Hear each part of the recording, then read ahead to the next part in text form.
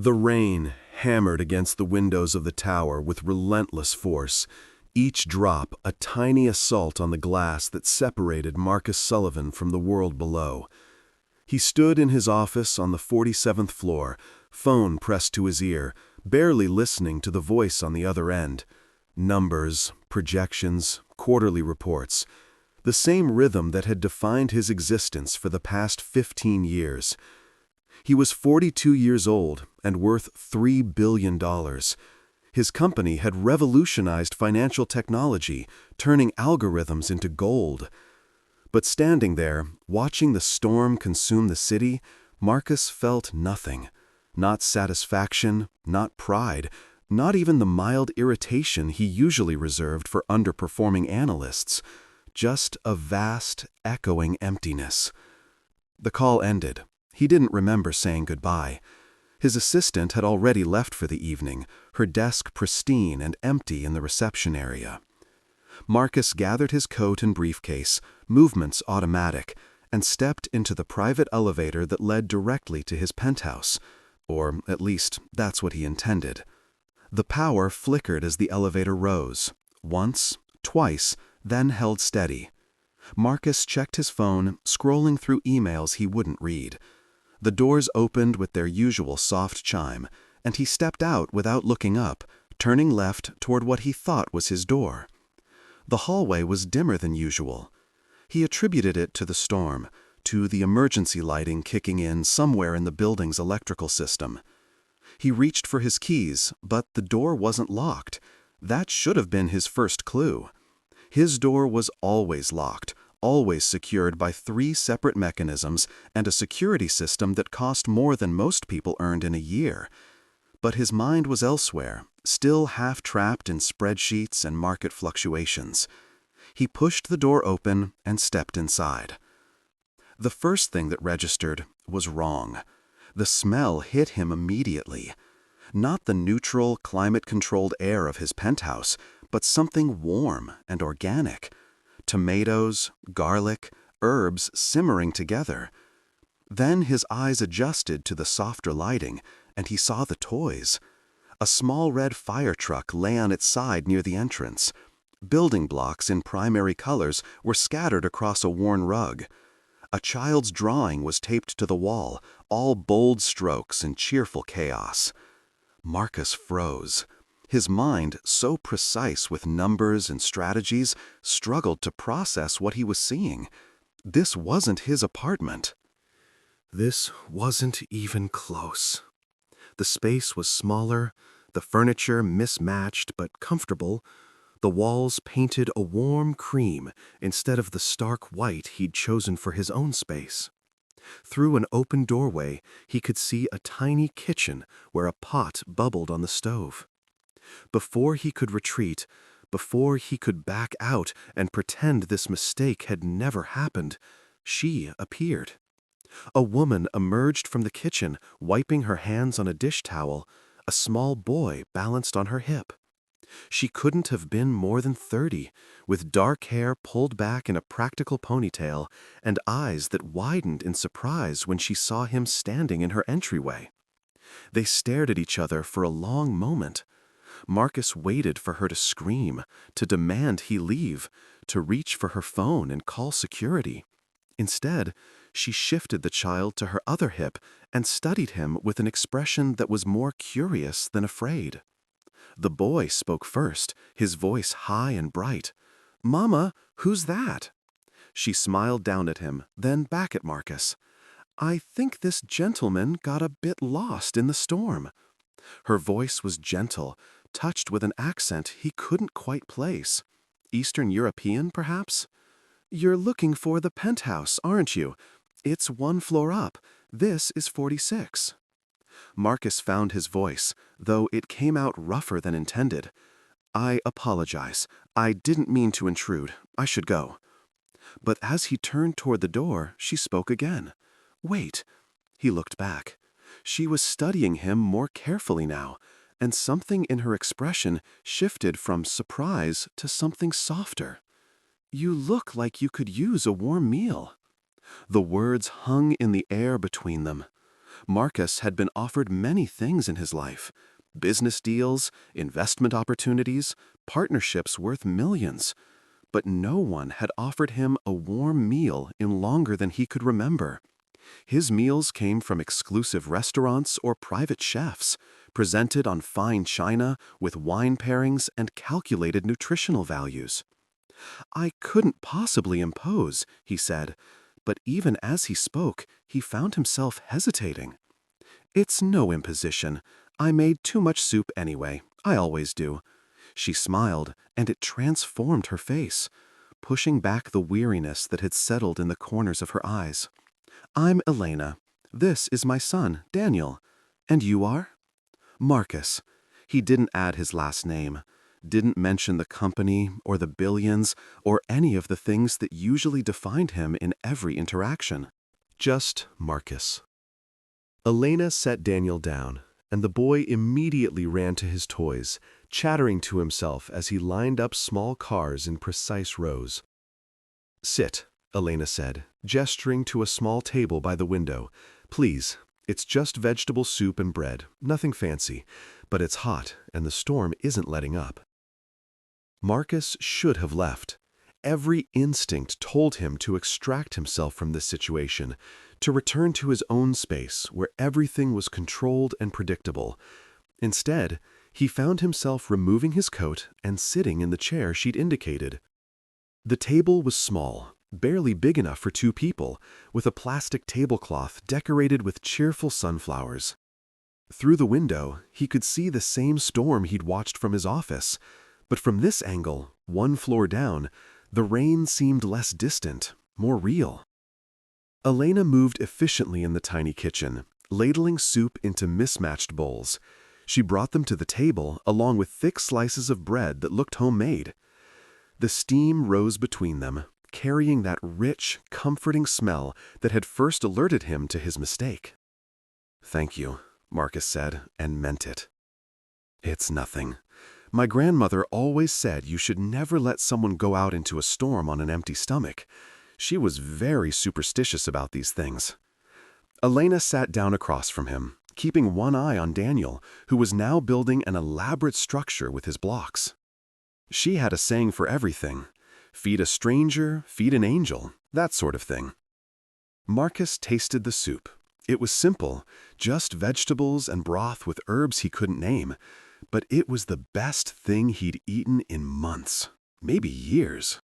"This is delicious," he said, surprised by his own sincerity. Elena shrugged, but he could see she was pleased. "My grandmother's recipe, one of the few things I have left of her, that and her stubbornness." She smiled, but there was sadness behind it. "She raised me after my parents died, taught me everything: how to cook, how to budget, how to make a life from almost nothing." They ate in comfortable silence for a moment, the only sounds the clink of spoons against bowls and Daniel's soft narration of whatever story he was acting out with his toys. Marcus found himself relaxing in a way he couldn't remember doing in his own home. His penthouse was beautiful, expensive, perfect in every architectural detail, but it had never felt like this: warm, lived in, real. "You work in the building?" Elena asked, breaking the silence. "I have offices here, on 47. He didn't elaborate. "What about you? What do you do?" Her laugh was short and tired. "What don't I do would be a shorter answer. I work at a hotel downtown, cleaning rooms during the day. Then I have an evening shift at a restaurant 3 times a week, waiting tables.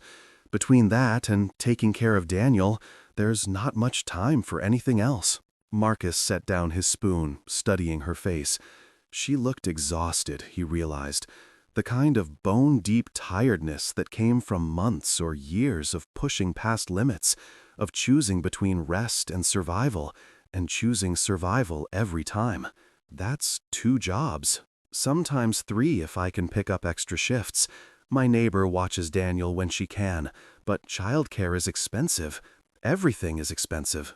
She said it matter-of-factly, without self-pity or complaint, just stating reality. But we manage. Daniel is healthy and happy. That's what matters. As if on cue, The boy looked up from his toys and grinned at them. "Mama, look, I made a castle." "That's beautiful, sweetheart." Elena's entire expression softened when she looked at her son. "You're very clever." "Can the man see it?" Daniel asked, his eyes bright with hope. Marcus found himself standing, moving to where the boy sat, surrounded by his blocks. The structure was impressive for a child's work, with towers and walls arranged in a logical pattern. "That's very good," Marcus said, and realized he'd never really spoken to a child before. Not like this, casually, without the formality of a corporate charity event or publicity photo. "Are you an architect?" Daniel giggled. "I'm 5. Daniel wants to build houses when he grows up," Elena said from the table. "Big ones that never fall down." "That's a good ambition." Marcus crouched down to the boy's level, studying the block castle more carefully. "You need a strong foundation. That's the most important part. Everything else builds from there." "What do you build?" Daniel asked, his head tilted in curiosity. Marcus paused. What did he build? Companies? Portfolios? Wealth? None of it seemed particularly impressive when explained to a 5-year-old. "I help businesses grow. I make sure they have strong foundations too." "Oh." Daniel considered this seriously, then returned his attention to his castle, apparently satisfied with the answer. Marcus returned to the table. Elena was watching him with an expression he couldn't quite read. "He doesn't usually warm up to strangers so quickly," she said quietly. "You must have a kind face." No one had ever described him as kind. Brilliant, ruthless, strategic, intimidating. Those were the words that followed Marcus Sullivan through boardrooms and business journals, but never kind. "Tell me about yourself," Elena said, refilling his bowl without asking. "You live upstairs in the penthouse. You work in the building. But who are you when you're not working?" The question stopped him cold. Who was he when he wasn't working? Marcus genuinely didn't know how to answer. His work defined him, consumed him, was him. There was no separation between Marcus Sullivan the person and Marcus Sullivan the CEO. They were one and the same. Had been for so long, he'd forgotten there might be any other way to exist. "I don't know," he admitted finally. "Work is most of what I do." That sounds lonely. The word hit him like a physical blow. Lonely. Yes, that was exactly what it was. What he'd been feeling standing in his office watching the storm. The vast, echoing loneliness of success without connection, achievement without meaning. "It can be," he said carefully, "but it's what I chose, what I built." "You can build something else," Elena said simply. "It's never too late to build a different kind of foundation." They talked for another hour. Elena told him about growing up in Poland, about immigrating with her grandmother when she was 17, about meeting Daniel's father and the brief, bright moment of love before he left when their son was just 6 months old. She spoke without bitterness, as if she'd made peace with all of it, the good and the bad woven together into a story she accepted as her own. Marcus found himself sharing things he never shared, about building his company from nothing, about the relationships he'd sacrificed along the way, about waking up one morning a billionaire and realizing he had no one to tell who would truly care. Elena listened without judgment, occasionally glancing over at Daniel to make sure he was occupied, and Marcus felt heard in a way he couldn't remember experiencing before. When he finally looked at his watch, he was shocked to see it was after 10. He'd been here for 3 hours. "I should go," he said reluctantly. "You must be exhausted, and I've taken up your entire evening." "It was nice," Elena said, and he believed her. "Better than watching old television shows and falling asleep on the couch, which is my usual Tuesday night." She walked him to the door. Daniel had fallen asleep on the couch, curled around a stuffed bear that had seen better days. Marcus looked at the scene one more time. memorizing it. The small, warm apartment, the sleeping child, the woman who had invited a stranger to dinner and somehow made him feel more human than he'd felt in years. "Thank you," he said at the door, "for the soup, for the conversation, for not calling security when I walked into your home uninvited." Elena laughed softly. "I thought about it for a moment, but you looked more lost than dangerous." She studied his face for a moment. "Be careful going home. 1 floor up, remember. Don't get lost again. I'll try not to." He hesitated, then added, "If you ever need anything, if there's anything I can help with, I live just upstairs." "I know," she said with a smile. 1 floor up, in the penthouse. I'll remember." Marcus rode the correct elevator up to his own floor, his mind still in Elena's apartment, still tasting her grandmother's soup, still hearing Daniel's bright voice asking about what he built. His own penthouse felt cavernous when he entered, every surface gleaming and empty, the silence broken only by the hum of expensive appliances. He poured himself a drink and stood at the window, looking down at the city. Somewhere 46 floors below, people were living real lives, struggling, loving, making soup from grandmother's recipes, building block castles, finding joy in the spaces between survival and hope. And he had been completely separate from all of it, floating above in his tower of glass and steel, convinced that success meant insulation from everything messy and human. That night, Marcus lay in his enormous bed, in his temperature-controlled bedroom, and couldn't sleep. He kept thinking about Elena's eyes, the weariness and strength combined there, about Daniel's gap-toothed grin, about the question that had undone him completely. Who are you when you're not working? The next morning, Marcus did something he hadn't done in 5 years. He called his assistant and told her to cancel his morning meetings. Then he sat at his desk and thought about foundations, about what he'd built and what he'd neglected to build, about the difference between wealth and richness, between success and meaning. He pulled up his personal financial accounts and stared at the numbers. Billions. More than he could spend in several lifetimes. And yet he lived in a space where no soup simmered, where no child's laughter echoed, where no one asked him who he really was beneath the title and the achievements. For the next 3 days, Marcus tried to return to normal.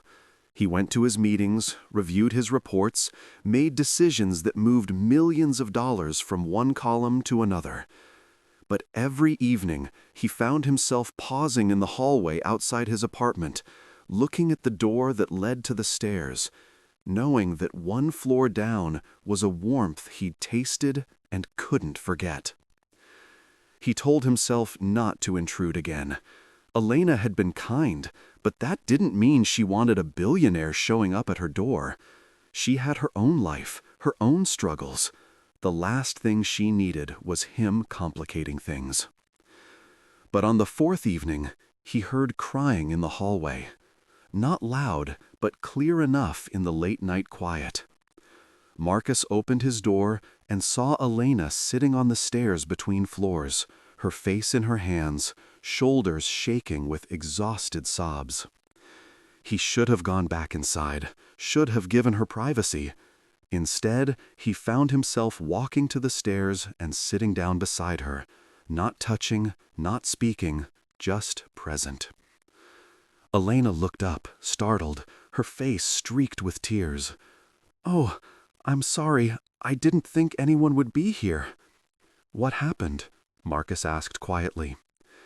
"Everything. Nothing. I don't know." She wiped her face roughly. "Daniel is sick. Nothing serious, just a fever, but I had to miss my shift at the hotel to stay home with him, which means I'll lose pay I can't afford to lose. And then the restaurant called to say they're cutting hours, which means less money there too. And the rent is due in a week, and I'm short. I'm always short, and I'm just so tired." The words came out in a rush, like she'd been holding them in for too long. "I'm sorry. You don't need to hear this. I don't know why I'm telling you." "Because sometimes you need to tell someone," Marcus said, "and I'm here." They sat in silence on the cold stairs. Then Marcus said, "How much are you short for rent?" "I don't need charity," Elena said immediately, her voice sharp with pride. "I'm not offering charity. I'm asking a question." She looked at him, and he could see her struggling with the answer. Finally, she said, $1,200. I can probably scrape together most of it, but I'll be short at least that much. Maybe more if Daniel needs to see a doctor." $1,200. Marcus spent more than that on a single dinner at the exclusive restaurants his colleagues favored. It was nothing to him, everything to her. The inequality of it sat bitter in his mouth. "Let me help," he said. "I told you, I don't want charity." "Then let me hire you. I need someone to cook for me a few times a week. Real food, not restaurant meals. Your grandmother's recipes. I'll pay you what it's worth." Elena studied him for a long moment. "You don't need a cook. You're making this up." "I'm not. I ate better food at your table than I have in years. And I do need someone. I need to remember what real food tastes like." It wasn't entirely a lie. He did need that, though not in the way she thought. What he really needed was a reason to see her again that didn't feel like pity. "Why are you doing this?" Elena asked. "Because you reminded me I'm human," Marcus thought. "Because for 3 hours in your apartment, I felt more alive than I have in a decade. Because when I look at you, I see something I've been missing without knowing I was missing it." He didn't say any of that. Instead, he said, "Because that soup was really good, and because everyone needs help sometimes." Elena laughed, a tired, watery sound. "That's the worst business pitch I've ever heard. I'm better with numbers than words." "I can tell." She wiped her eyes again, considering. "Okay, but I'm doing this properly. I'll cook, you'll pay market rate. No charity. A real arrangement." "Deal." Marcus stood and offered his hand to help her up. "Come to my place tomorrow evening, 7 o'clock. I'll pay you for 3 meals a week to start. If it works out, we can discuss more."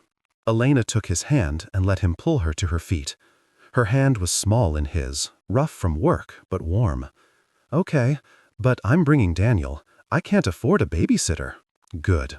He can show me more architecture techniques." That made her smile, a real one this time. "He'd like that. He thinks you're very smart because you know about foundations." He might be disappointed when he realizes I was talking about boring business foundations, not castle foundations. He'll figure it out eventually. He's very perceptive. Elena headed down the stairs toward her apartment, then paused and looked back. "Thank you for sitting with me. You didn't have to do that." "But I wanted to." After she disappeared into her apartment, Marcus returned to his own place and did something else unprecedented. He called his personal lawyer at 11 o'clock at night and told him to arrange for an anonymous payment to cover Elena's rent for the next 6 months. Then he called his assistant and told her to clear 3 evenings a week indefinitely. When she asked what for, he said, "Personal appointments. Private. Don't schedule anything else during those times." The next evening at 7, Elena arrived with Daniel and bags full of groceries she'd brought from home. Marcus watched as she moved through his designer kitchen with the confidence of someone who knew their craft, pulling out pots and pans, organizing ingredients, all while keeping up a running conversation with Daniel about his day at kindergarten. "Your kitchen is beautiful," she said, running her hand over the marble counter. "But it's never been used, has it?" "Not much," Marcus admitted. "I have a chef who comes in occasionally, but mostly I eat out or have food delivered." "That's sad. A kitchen like this should have life in it." She started chopping vegetables with quick, practiced movements. "Daniel, why don't you show Marcus your homework while I cook?" For the next hour, Marcus sat at his breakfast bar with a 5-year-old, helping with basic arithmetic and listening to enthusiastic descriptions of the playground politics at kindergarten. Meanwhile, Elena filled his sterile kitchen with warmth and amazing smells. She moved like someone who'd been cooking all her life. No wasted motion, everything done with quiet competence. They ate together at his formal dining table, which felt absurd with a child in a booster seat and paper napkins instead of linen. But it felt right, too. More right than any of the business dinners Marcus had hosted in this space, with their careful small talk and strategic conversations. "This is amazing," Marcus said, tasting the chicken dish Elena had prepared, some kind of Polish recipe with mushrooms and herbs. "How did you learn to cook like this?" "Necessity and grandmother's ghost looking over my shoulder, making sure I do it right," Elena smiled. She was very particular about food. Said it was how you showed love when you couldn't afford anything else. Time and effort and good ingredients, even cheap ones, could become something special. She sounds like she was very wise. She was. Stubborn and superstitious and sometimes impossible, but very wise. Elena's expression turned wistful. "I wish she'd met Daniel. She would have loved him." "Tell me about her," Marcus said, and Elena did, stories spilling out over the meal.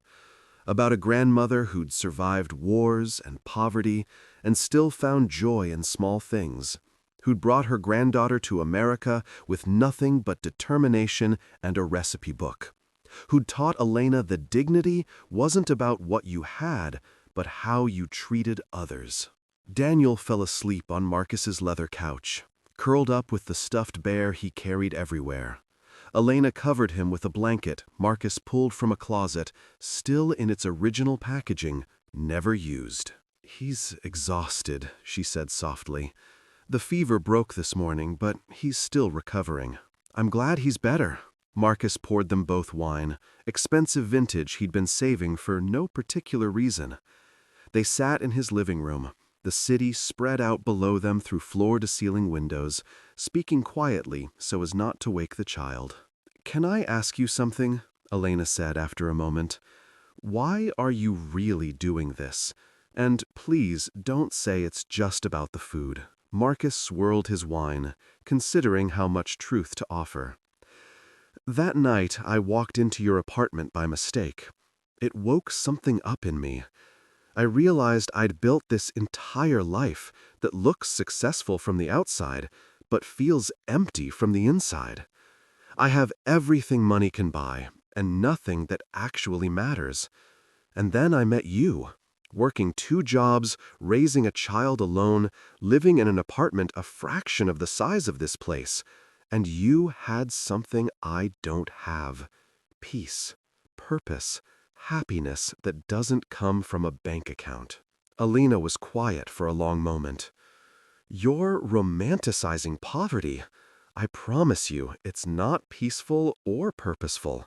It's stressful and exhausting and sometimes terrifying. I know. I'm not saying it's better to have less money. I'm saying you've built a life that has meaning beyond the money. I haven't done that.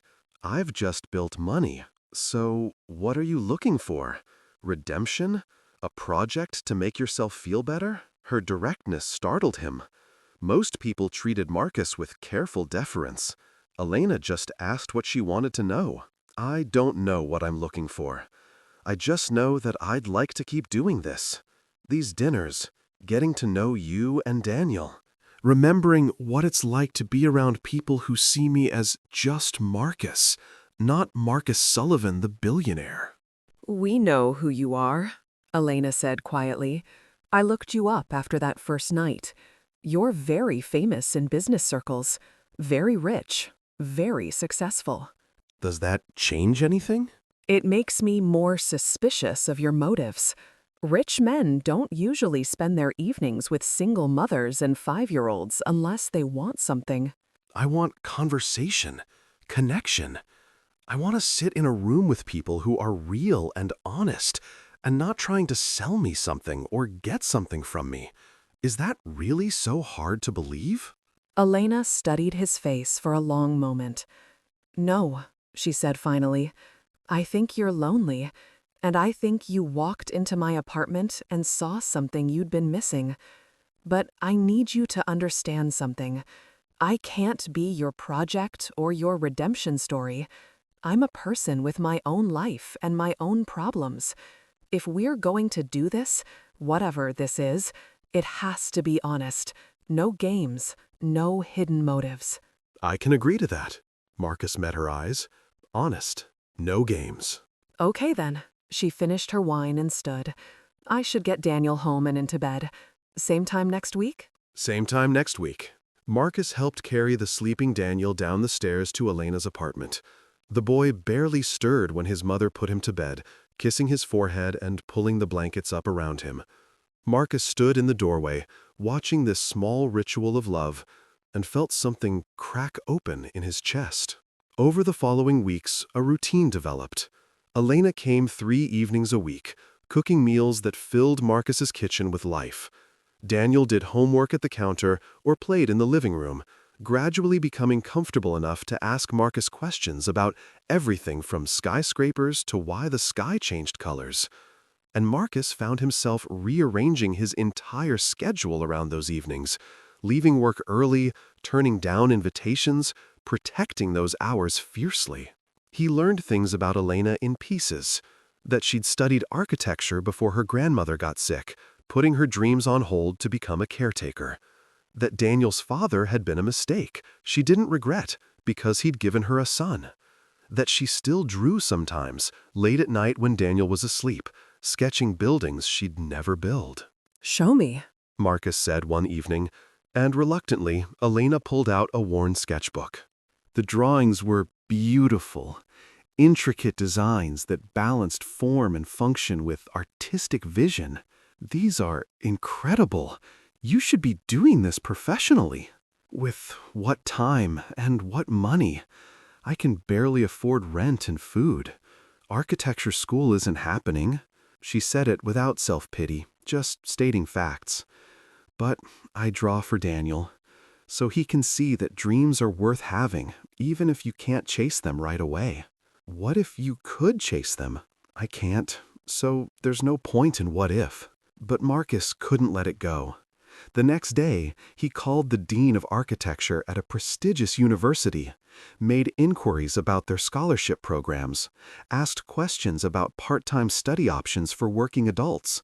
He told himself he was just gathering information, not interfering, just curious. Meanwhile, Elena continued to pay for her rent without knowing an anonymous benefactor had already covered it. The money she saved went into a jar she kept hidden in her kitchen cabinet, marked in her careful handwriting with Daniel's future. Marcus saw it one evening when Elena asked him to grab a pot from that cabinet, and something in him ached at the sight of those crumpled bills, slowly accumulating toward a dream she was saving for her son. He also learned about Marcus's world in return. She asked sharp questions about his business, about why he'd chosen finance over other fields, about whether he'd ever wanted to do something else with his life. And Marcus found himself admitting things he'd never said out loud, that he'd originally wanted to teach mathematics, that he'd fallen into business almost by accident, following opportunities that seemed logical, that somewhere along the way, making money had become the goal instead of the means. It's not too late, Elena said. You could still teach. There are programs for people who want to give back, share their knowledge with students who need it. I wouldn't know where to start. You start by starting. That's how everything begins. One step, then another, then another. Her simplicity cut through all his complications, all the reasons he'd built up for why things had to be the way they were. Elena lived in a world where you just started, where you took steps even when the path wasn't clear, because staying still was worse than moving forward. 2 months into their arrangement, Daniel's birthday arrived.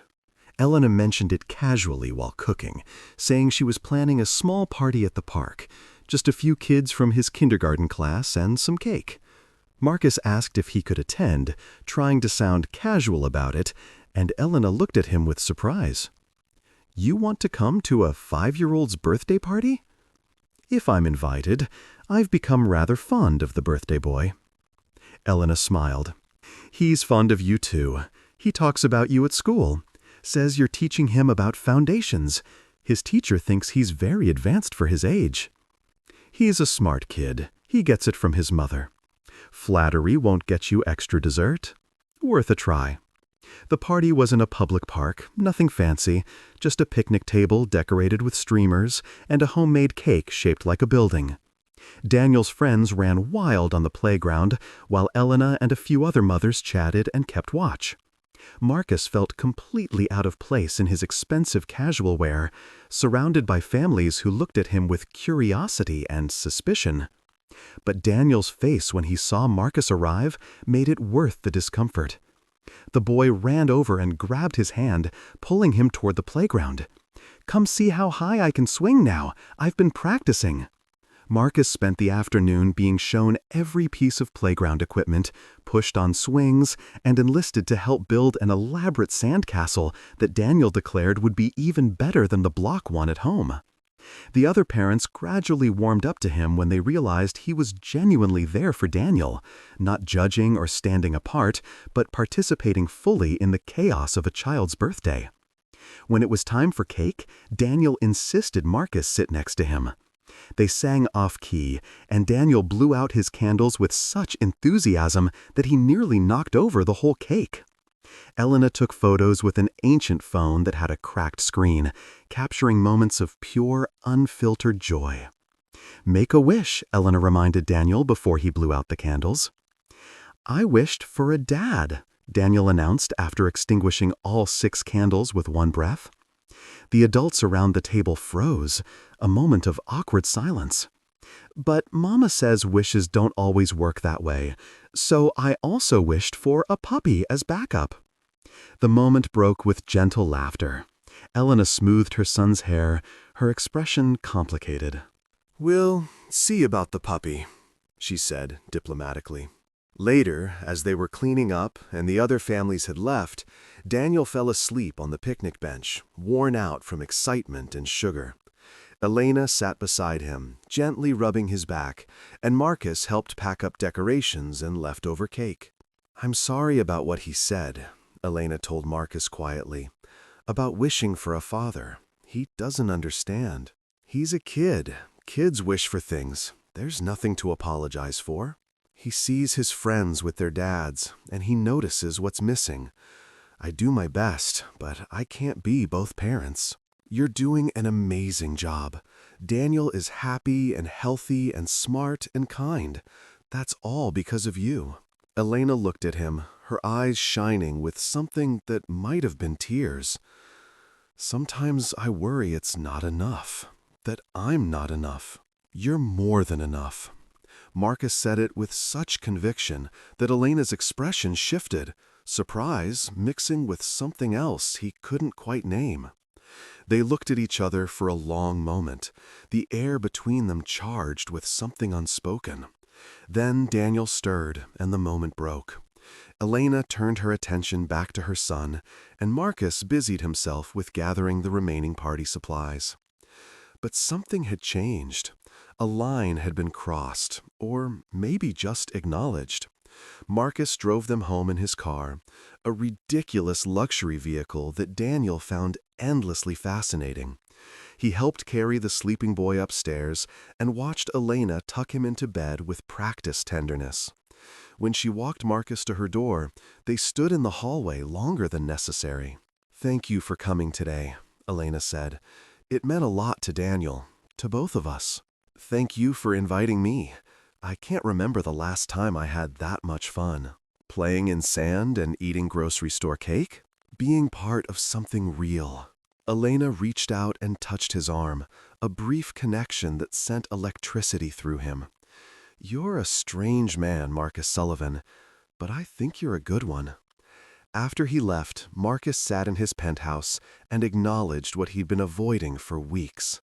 He was falling in love with Elena, with her strength and her kindness and the way she'd built a life of meaning from circumstances that would have broken most people.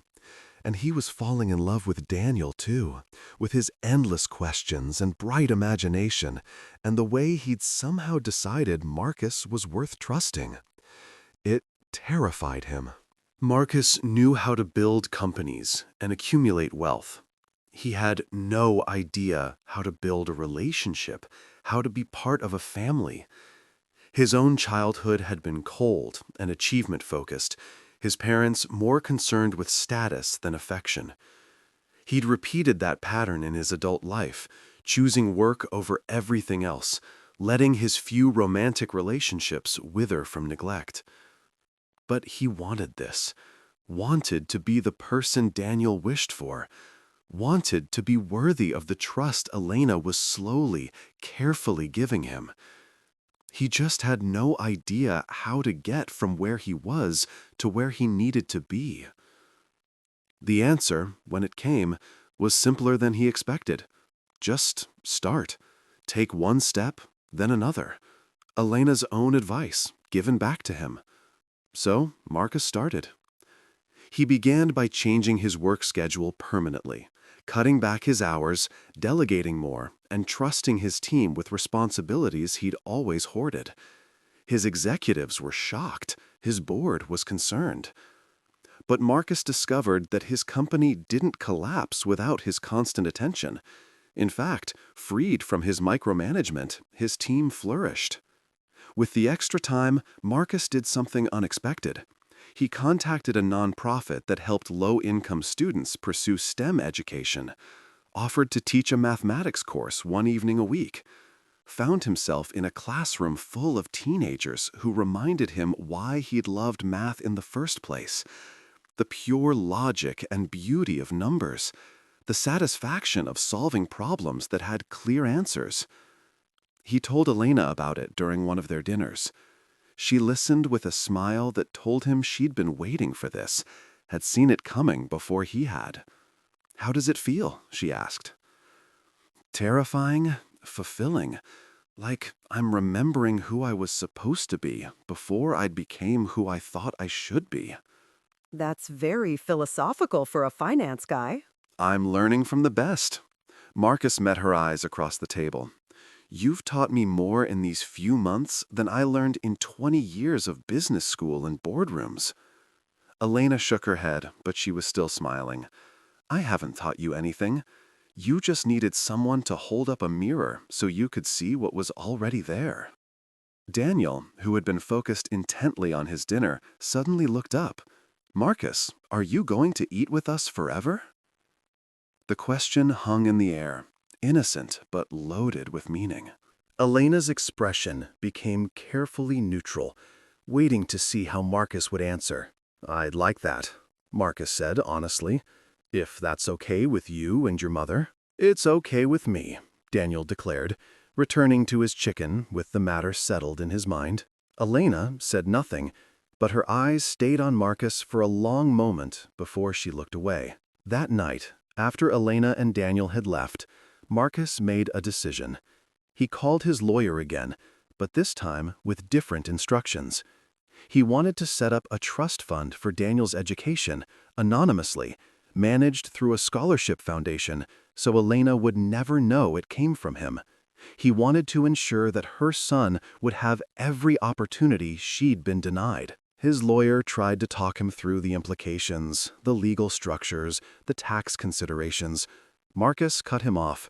"Just make it happen. I don't care about the details. I want that boy to be able to go to any school he wants, study whatever he dreams of, without his mother having to work herself to exhaustion to afford it." "You're sure about this? It's a significant commitment." "I've never been more sure of anything." But keeping secrets from Elena proved harder than Marcus anticipated. She had a way of seeing through him, of noticing when something was different. 2 weeks after he'd set up Daniel's trust fund, she confronted him after dinner while Daniel was absorbed in drawing at the kitchen counter. "What are you hiding?" she asked directly, keeping her voice low. What do you mean? You've been acting strange, guilty, like you've done something you're not sure I'll approve of. She crossed her arms, her expression firm. I told you when we started this that I needed honesty, so tell me, what have you done?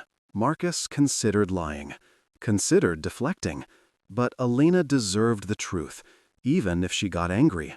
I set up an education fund for Daniel, anonymous, through a scholarship foundation. So when he's ready for college, or if he wants to go to private school or needs tutoring, the money will be there. Elena stared at him. You did what? I know you said no charity, but this isn't for you. It's for Daniel. He's brilliant and curious, and he deserves every opportunity. I have more money than I could possibly spend. Let me do this. Please. How much? Her voice was tight. Enough. More than enough. He'll never have to worry about affording his education. Elena turned away from him, her hands gripping the edge of the counter. Marcus could see her shoulders shaking and realized she was crying. He moved closer, but didn't touch her, giving her space. Why would you do this? She asked, her voice breaking. Why would you just change our lives like this without asking? Because I can. Because I want to. Because watching you work yourself to exhaustion to save pennies in a jar when I could eliminate that stress with a phone call felt wrong. Because Daniel deserves the chances you didn't get. You had no right, but her voice lacked conviction. You're right, I didn't. I'm sorry. If you want me to undo it, I will. But Elena, please understand. I'm not trying to buy your affection or control your life. I'm trying to give your son the gift of possibility. That's all. She turned back to him, tears streaming down her face. Do you have any idea how hard I've worked to maintain my dignity? To not be a charity case? To build a life where I can take care of my son by myself? I do. And nothing about this diminishes that. You've given Daniel everything that matters. Love, stability, values, hope. I'm just trying to add financial security to the foundation you've already built. You're still his mother. You're still the one raising him. This doesn't change any of that. It changes everything. But she was softening, he could see it. The fight draining out of her, replaced by something else. Relief, maybe. Or hope. I've been so scared. Every day, scared that I won't be enough, that I'll fail him, that something will happen and I won't be able to protect him or provide for him. And now, you've just removed that fear, and I don't know what to do with the space it leaves behind. Fill it with something better. Dreams instead of worries. Plans instead of fears. Elena wiped her eyes roughly. I should be angry with you. I am angry with you. You're arrogant and presumptuous, and you make decisions that affect our lives without consulting me. I know, I'm sorry. But I'm also grateful. So grateful I can barely breathe. And that makes me angry too, because I don't want to be grateful. I want to be independent. You are independent. Accepting help doesn't change that. It just means you're not alone. She looked at him for a long moment, something shifting in her expression. I'm not, am I, alone anymore? Not if you don't want to be. Elena crossed the space between them and, without warning, wrapped her arms around him. Marcus froze for a second, shocked, then carefully returned the embrace. She felt small and solid against him, shaking slightly with leftover tears. He could smell her shampoo, something floral and inexpensive, and feel the warmth of her through her simple cotton shirt. Thank you, she whispered against his chest, for caring about my son, for seeing him the way I see him, for believing he's worth investing in. He is worth it. You both are. They stood like that for a moment that stretched and deepened. When Elena finally pulled back, her eyes were red but clear. She reached up and touched his face, a gesture so tender it made Marcus's heart skip. You're a good man, Marcus Sullivan. Complicated and frustrating, but good. From the kitchen counter, Daniel's voice rang out. Mama, why are you crying? Did Marcus make you sad? Elena laughed, watery but genuine. No, baby, these are happy tears. Marcus did something very kind for you, for us. What did he do? He made sure you can go to any school you want when you're older, that you can learn about architecture and building and anything else you dream of. Daniel considered this seriously. That was nice of him. Can I give him a hug too? Of course you can. The boy ran over and wrapped his small arms around Marcus's legs. Marcus crouched down and returned the hug properly, this small human who had somehow worked his way into Marcus's careful, controlled heart. Thank you, Daniel said solemnly. When I build houses, I'll build you a really good one. I'll look forward to it. That night marked a shift in their relationship. The careful boundaries they'd maintained began to blur. Marcus started spending more time at Elena's apartment instead of just hosting them in his penthouse. He helped with Daniel's bedtime routine, reading stories in funny voices that made the boy giggle. He learned to navigate Elena's tiny kitchen, helping with dishes and food prep, finding an unexpected peace in the domestic rituals. Elena started to let her guard down, to let Marcus see the full extent of her exhaustion, her worries, her hopes. She fell asleep on his couch during movies, trusting him enough to be vulnerable. She let him watch Daniel when she had shifts, building a routine where the boy would do homework at Marcus's place until his mother finished work. Marcus's friends and colleagues noticed the change in him. He turned down networking events and business dinners, saying he had commitments. He started leaving work at 5 o'clock, something he'd never done. His assistant asked if he was sick. His closest competitor asked if he was planning to retire. I'm planning to live, Marcus said, and refused to elaborate. 4 months into their arrangement, Marcus's mother called. She lived in Connecticut, and they spoke perhaps once a month, brief conversations full of polite inquiries and nothing substantial. But this time, she had an agenda. I heard from Margaret Chesterfield that you've been spending time with some woman who has a child, a maid or cook or something. His mother's voice dripped with disapproval. Marcus, you need to be careful. People will talk. A woman like that could be after your money. A woman like what, Mother? You know what I mean. Working class, a single mother. Surely you can see how it looks. Something hot and protective flared in Marcus's chest. What I see is a woman who works harder than anyone I've ever met, who's raising an incredible child with grace and strength, who has more integrity in her smallest finger than most of the people in your social circle have in their entire bodies. His mother was silent for a moment, shocked by his vehemence. Marcus, I'm just concerned about you. These women can be very calculating.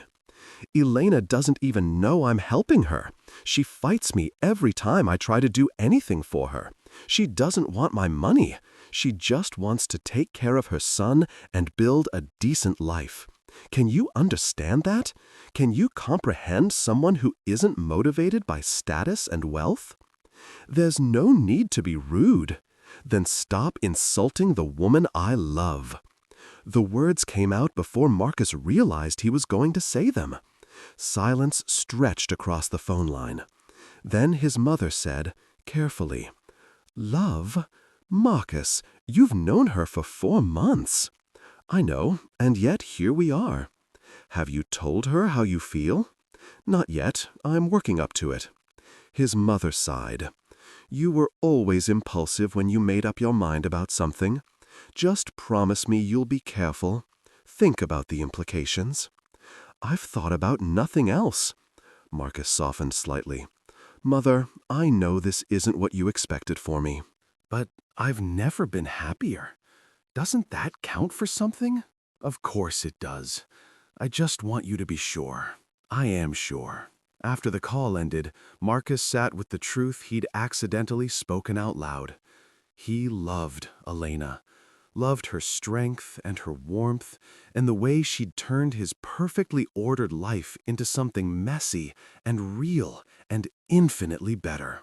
He loved Daniel, loved being part of the boy's life, loved the way he'd started to see the world through a child's eyes again, full of wonder and questions. He needed to tell them, both of them, but the right moment never seemed to come. Days passed, then weeks. Marcus kept finding reasons to wait, until he was more sure, until the time was perfect, until he'd figured out exactly what to say. The decision was taken out of his hands on a cold evening in November. Elena had been quiet during dinner, distracted and tense. Daniel was at his grandmother's apartment, a neighbor who sometimes helped with childcare, so it was just the two of them. When they finished eating, Elena didn't start cleaning up right away. Instead, she poured them both wine and sat back down at the table. "I need to talk to you about something," she said. Marcus's stomach dropped. Those words never preceded good news. "Okay." "I got a call today from a lawyer. Apparently, someone has been paying my rent for months, anonymously. And when I asked them to investigate, to tell me who, they said the donor wanted to remain private, but they were instructed to tell me if I asked directly." She looked at him, her eyes steady. "It was you, wasn't it?" Marcus could have lied, should have lied, but they'd promised honesty. "Yes." "When? When did you do this?" "The night I found you crying on the stairs. I couldn't stand the thought of you losing your apartment because of money I could spare without even noticing, so I had my lawyer set it up." "You've been paying my rent for 7 months?" "Yes." Elena set down her wine glass carefully, her hands shaking slightly. "What else? What else have you done that I don't know about?" "Nothing else. Just the rent and Daniel's education fund, that's all." "That's all?" Her laugh was sharp and painful. "You've been secretly paying for my housing and my son's future? But that's all. Nothing major." "Elena, I'm sorry. I should have told you. But I knew you'd refuse, and I couldn't stand by and watch you struggle when I could help so easily." "That's not your choice to make." She stood up, pacing the small dining room. "You don't get to decide what I can handle or what I need. You don't get to just take over my life because you have money and I don't. I wasn't trying to take over your life. I was trying to make it easier." "Why?" She turned on him, her voice rising. "Why are you doing all this? What do you want from me?" "I want you to be happy. I want Daniel to have opportunities.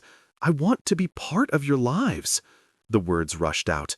"I want to wake up in the morning and know I'm going to see you. I want to help Daniel with his homework and listen to you talk about your day and feel like I matter to someone beyond my bank account." "You do matter, but this isn't the way. You can't just buy your way into our lives." "I'm not trying to buy anything. I'm trying to show you that I care, that I'm invested, that this matters to me." "What is this, Marcus? What exactly are we doing here?" Elena's voice cracked. "I cook dinner for you 3 times a week, and we talk, and I've let you into our lives, but I don't actually know what this is. Are you my employer, my friend, something else? Because I can't keep doing this without knowing." Marcus stood, closing the distance between them. "You want to know what this is? I'm in love with you. I love you and I love Daniel, and I want to be part of your family in whatever way you'll let me. I want to be the person you call when you're scared or tired or happy. I want to be there for Daniel's birthdays and school plays and every other milestone. I want to build a life with you, if you'll have me." Elena stared at him, her expression unreadable. "You love me? Yes. You barely know me. I know enough. I know you're the strongest person I've ever met. I know you make me want to be better. I know that before I met you, I was just existing, And now I'm actually living. I know that when I think about my future, you're in it. Both of you. Tears were sliding down Elena's face again.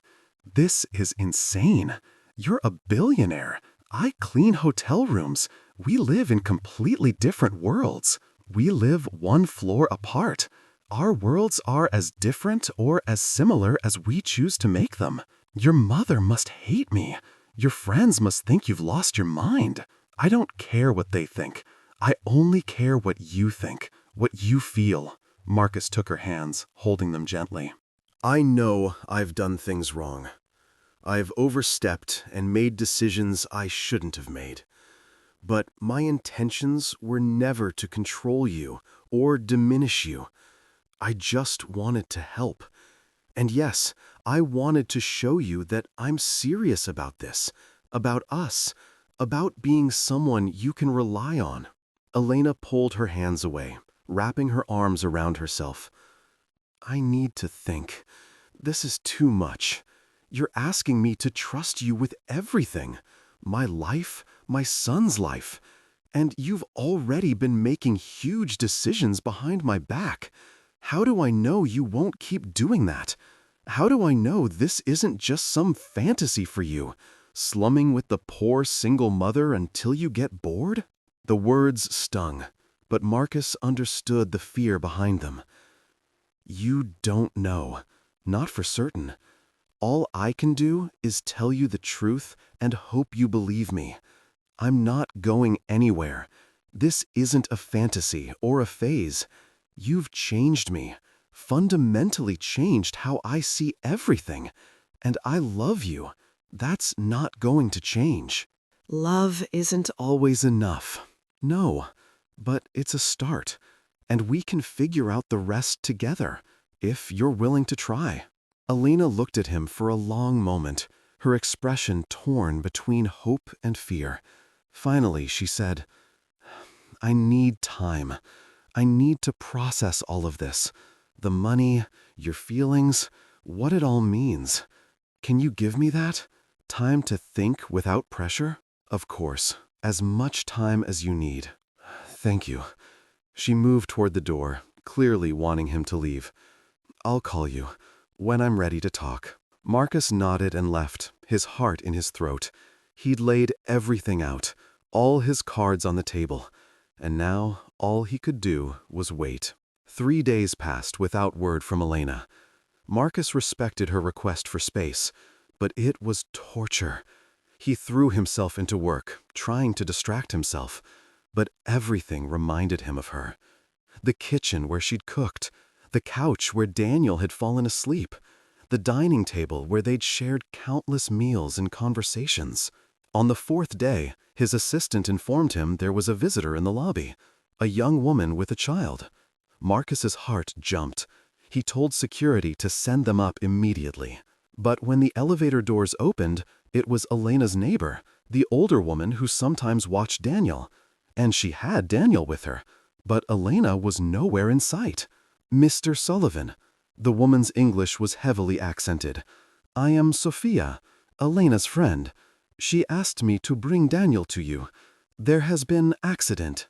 Marcus's world tilted. What kind of accident? Is she okay? She fell at work. At the hotel. Down the stairs. They took her to the hospital. Broke her leg and maybe her arm. They're doing tests. She asked for you. Said to bring Daniel here because she didn't want him scared at hospital. Marcus crouched down to Daniel's level. The boy looked terrified, his eyes red from crying. Hey, buddy, your mom is going to be okay. She's tough, remember? But she needs to stay at the hospital for a little while so the doctors can help her feel better. I want to see her, Daniel said, his voice small. I know. We'll go see her soon. But first, let's make sure you're okay. Are you hungry? Daniel shook his head. Marcus thanked Sophia, assured her he would take care of Daniel, and brought the boy into his apartment. They sat on the couch together. Daniel curled against Marcus's side, and Marcus called the hospital to get information. Elena was stable, but in surgery to set her leg. Multiple fractures. She'd fallen from a significant height while changing linens on a bed near the stairs. It would be hours before she was out of recovery. Marcus made the decision quickly. "Daniel, we're going to the hospital. Your mom needs to know you're okay, and you need to see that she's okay, all right?" The boy nodded, some of the fear leaving his face. They spent the next 6 hours in the hospital waiting room. Marcus bought Daniel food from the cafeteria and helped him with the homework he'd brought in his backpack. They read books Marcus purchased from the gift shop. They talked about everything and nothing, Marcus doing his best to keep the boy distracted and calm. When they finally allowed visitors, Elena was groggy but awake. Her leg was in a cast, her arm in a sling, bruises blooming across her face. But when she saw Daniel, her entire expression transformed. "Baby, come here." Her voice was rough from the anesthesia.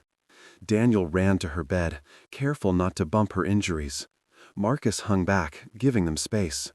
But Elena looked past her son to him. "You came," she said. "Of course I came. Did you think I wouldn't?" "I didn't know. After what I said, I thought maybe you'd be angry." "Elena, you could say a lot worse than what you said, and I'd still come running if you needed me. That's what love means." She started crying, probably a combination of pain and drugs and emotion. "I was so scared. I thought about dying, and all I could think was that Daniel would be alone, and I hadn't told you that I love you too." Marcus moved closer to the bed. "You what?" "I love you. I've been falling in love with you for months, and it terrified me, because loving you means trusting you, and trusting anyone has always been hard for me. But lying on those stairs waiting for the ambulance, all I could think was that I wished I'd been brave enough to say it, to take the chance." "You're saying it now. I'm saying it now." She smiled through her tears. "I love you, Marcus, and I want to try. I want to figure out how to make this work, whatever this is." Marcus leaned down and kissed her forehead gently, mindful of her injuries. "Whatever this is, we'll figure it out together, all three of us." Daniel looked between them, his expression brightening. "Does this mean Marcus is going to be my dad?" Elena and Marcus locked eyes over the boy's head. Elena said carefully, "Marcus is going to be part of our family. We're going to take things slow and see how it works. Is that okay with you?" "That's great!" Daniel's enthusiasm was undampened by the qualifier. "Can we tell my friends at school?" "Sure, baby. We can tell them." The hospital kept Elena for 3 days. During that time, Marcus took care of Daniel completely. The boy stayed in the guest room of the penthouse, and Marcus rearranged his entire schedule to be there. Morning routines, school drop-offs and pickups, homework help, dinner, bedtime stories, all the small rituals of parenting that Marcus had never experienced. It was exhausting and challenging, and he made mistakes, but it was also the most rewarding thing he'd ever done. Daniel's trust in him grew deeper.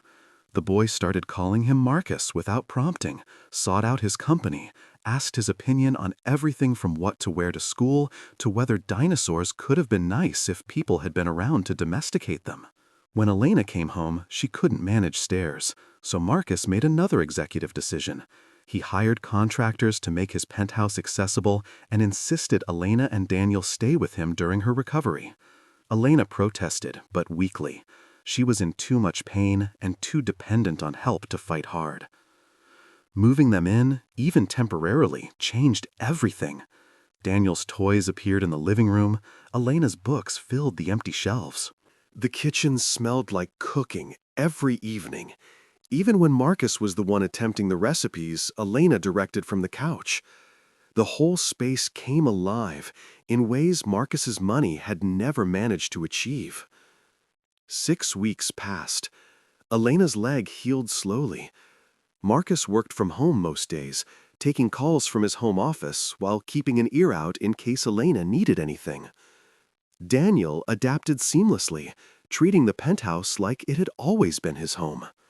One evening, after Daniel was asleep, Elena and Marcus sat together on the balcony, looking out at the city lights. Elena's leg was still in its cast, propped up on an ottoman. Marcus had brought out blankets against the evening chill.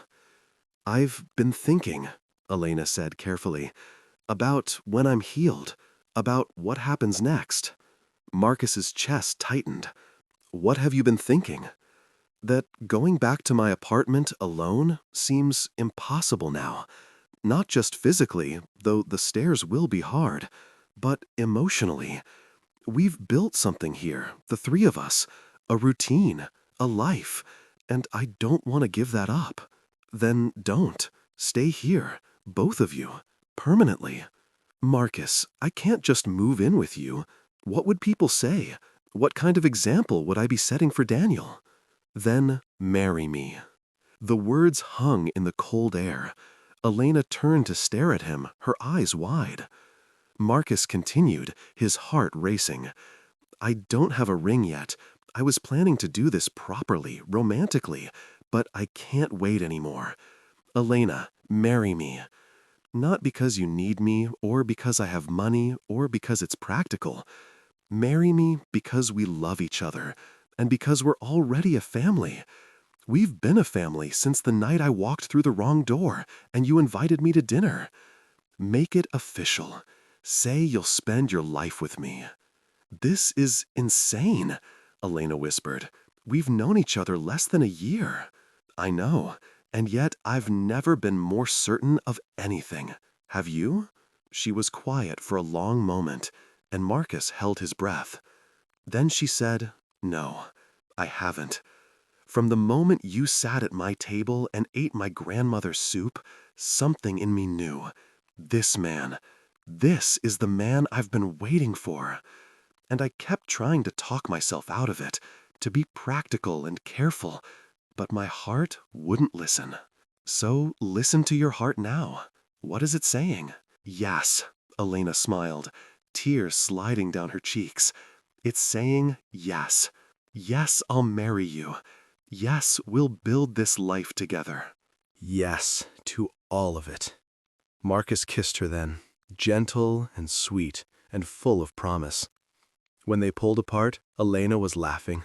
"Your mother is going to kill me." "My mother will learn to love you, and if she doesn't, that's her loss." They sat together under the stars, making plans and dreaming out loud. About a wedding, about officially adopting Daniel if his biological father could be found to relinquish rights, about Elena returning to school, pursuing her architecture degree, building the career she'd set aside, about the life they would create together, blending his world and hers into something entirely new. Inside, Daniel slept peacefully, dreaming whatever 5-year-olds dream.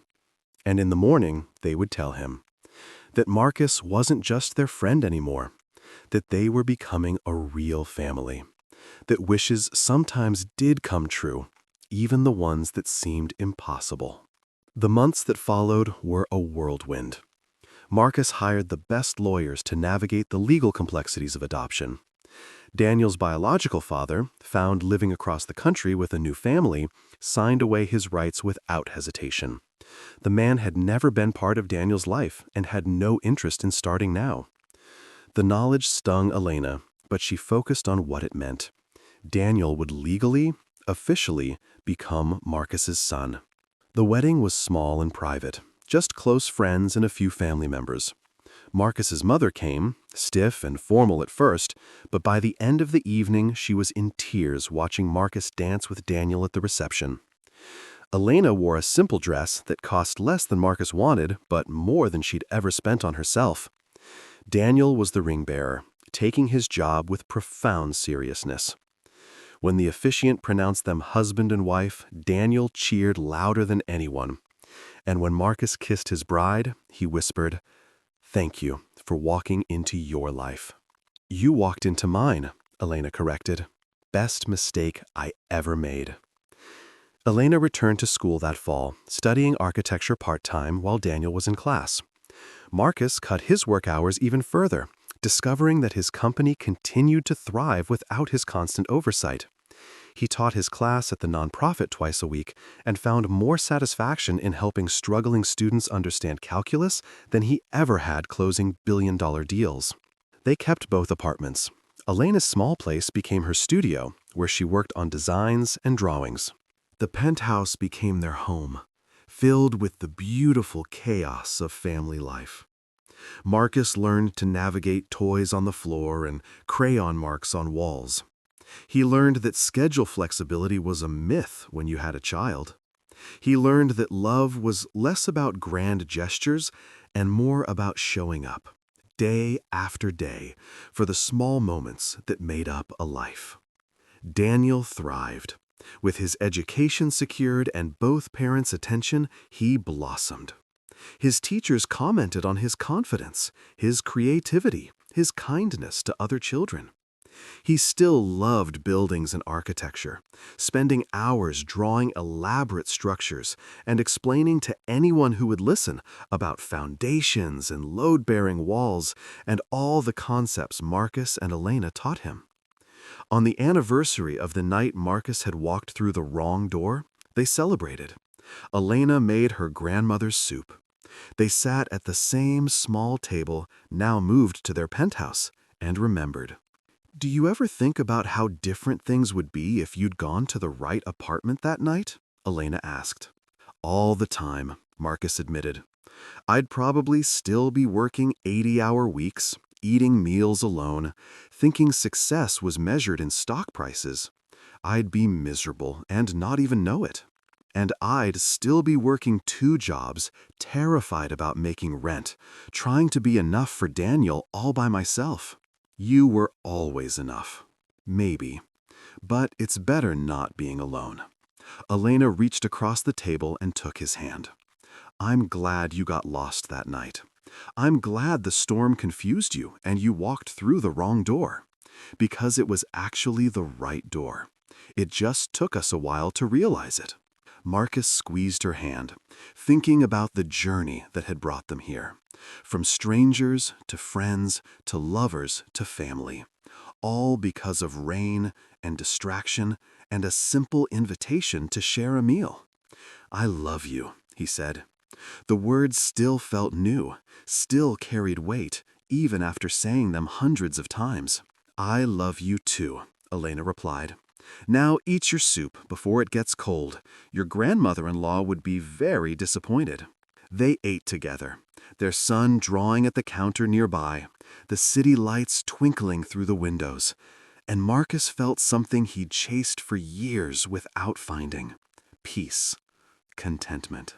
The simple, profound joy of being exactly where he belonged, with the people who mattered most. He had built an empire, accumulated billions, achieved everything the world said should make him happy, but none of it compared to this: a warm meal, a loving wife, a son who called him Dad, and the knowledge that he was finally, truly home. Not in the penthouse, or the company, or the accumulation of wealth, but in the hearts of the people who loved him not for what he had, but for who he was. Years later, when Daniel was grown and building his own architectural firm, designing affordable housing for families like the one he'd grown up in, he would tell the story of how his parents met. About a billionaire who got lost in a storm and found his way to everything that mattered. About a single mother who invited a stranger to dinner and opened the door to love. About how the wrong door became the right door, and how sometimes the best things in life come from the mistakes we make along the way. But that night, with soup and bread and each other, they simply lived in the moment. Grateful for the storm, grateful for the confusion, grateful for the courage it takes to accept kindness from a stranger and to offer love even when it seems impossible. They had built something stronger than any foundation Marcus's money could buy. They had built a family, one meal, one moment, one day at a time. And it was enough, more than enough. It was everything.